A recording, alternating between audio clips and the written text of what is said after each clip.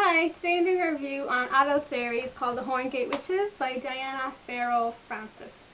There's 3 books in this series so far, and the 4th one is out in December, I think, of this year. So The Horngate Witches, you kind of feel a bit misled by the title, because it's not just like about a coven of witches, or even like, you know, the Hollow series by comparison. It's about these like warriors, and they serve a witch. So our main character, there's 2 main characters, is narrated by Max and Alexander. You know, a main boy and a main girl. And yeah, so in this series there's all these covens, and there's one main witch, and she has these loyal kind of bodyguards who protect her in the coven, and there's shadow blades and sun blades. No, shadow blades and sun spears. The shadow blades, they can't go out in the daytime, they mostly fight at night, and the sun spears are the opposite. They mostly fight during the day and can't really go out much at night. And our main character, Max, is the kind of head shadow blade. So she works mostly at night, and she is feels betrayed by this witch because she was her friend and tricked her into becoming a shadow blade.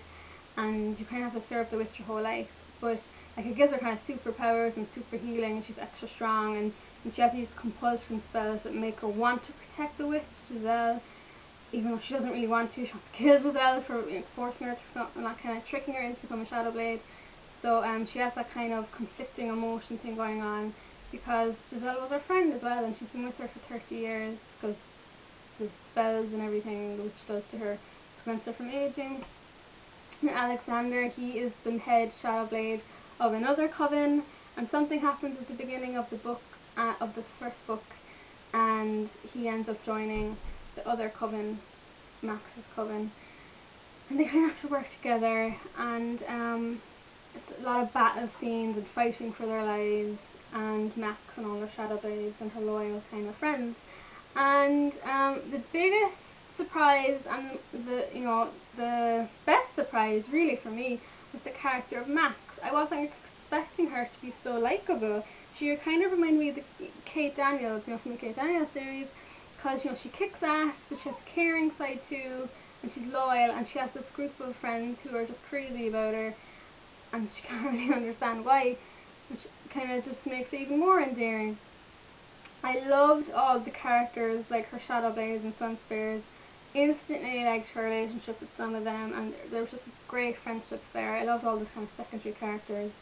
So I was crazy with the first book. Like, sometimes I zoned out a little bit in the action scenes towards the end, because I don't like too much action, because it just gets boring after a while, even though it's high octane. But besides that, I did enjoy the story to the first one, and loved all the friendships and relationships, and the kind of love interest as well. You know, it wasn't like straight away they were sleeping together. It was slowly developed, and that was good. And then, strangely enough, I came to the second book. I was enjoying it the first half, and halfway through I got so bored, and I was like, oh my god, will this book ever end? I was just like skimming it. Then towards the end I just wasn't interested in it anymore. It just got boring. The characters didn't develop well. The main love interest just got boring. There was nothing kind of interesting happening with the characters anymore, and it just got a bit weird. And the third book, I wanted to read it so I could do this proper review, and I got about halfway through it, and I was just kind of skimming it, and then I goes, you know what, I just don't want to read it anymore. I'm just not interested. It's just torture reading it now. So I just stopped. I was like, that's it, I'm not reading it anymore. So unfortunately I didn't finish the third book. It's just so strange how I started off really liking the series, and getting into the third book I was like hating it. Maybe it was the mood I was in or something, I don't know. So I just stopped. I was like, there's no point reading it, I'm just not liking it. So I stopped.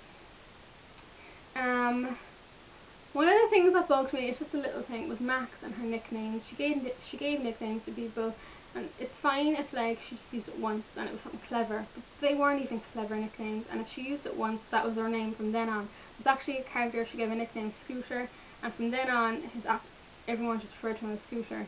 It's just stupid, like it's not even a good nickname. And Alexander, her kind of main love interest, he got the nickname Slick. after a while, and then she just constantly called him Slick, which was just so annoying. And she gave other people stupid nicknames as well, and I was like, this isn't a likeable quality, it's not funny or witty. Like, Sawyer and Lost had a good thing going with his nicknames. He changed them up, he was clever. He just stuck with the one constantly. I just didn't like that. So unfortunately the series, even though it had something interesting kind of going on with the world building, I do think that was quite interesting. Even though I'm like, why do all these people have to serve this one witch? Like, why is she that great? But anyway, so I do think it was very interesting with the world building, and I liked the characters and everything in the first book, but they didn't go anywhere in the second and third, and they just got really predictable and boring, and the story itself I wasn't crazy about as well in the second and third. So unfortunately, that's that. I'd recommend the first book, and if you love the first book, give the others a go. If you just think the first book's okay, don't bother with the rest, because they're not as good as the first. And so that's my opinion. I know a lot of people love this series. I'm sorry if this upsets them, but that's my opinion. Okay, so I'm doing a little bit of a spoiler review now. So if you haven't read this series before, I suggest you switch off now. Okay, I was instantly in love with Oz and Oz's and Max's relationship. Like, you know, when they kissed and you can sense it meant a lot to him. And he was always worried about her, and I was hoping it would go somewhere, but I knew it couldn't because Alexander was a narrator, and no way was one of the narrators not going to get the other narrator, because it wouldn't be much if he was watching her, you know, be with someone else. That was just kind of ruin that there.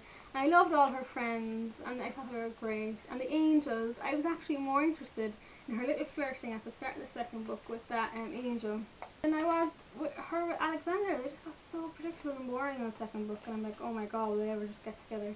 And the third book then wasn't even great, so I'm not going to really talk about that. But that's my review on the Horngate Witches series, and thank you very much for watching, and tune in next time.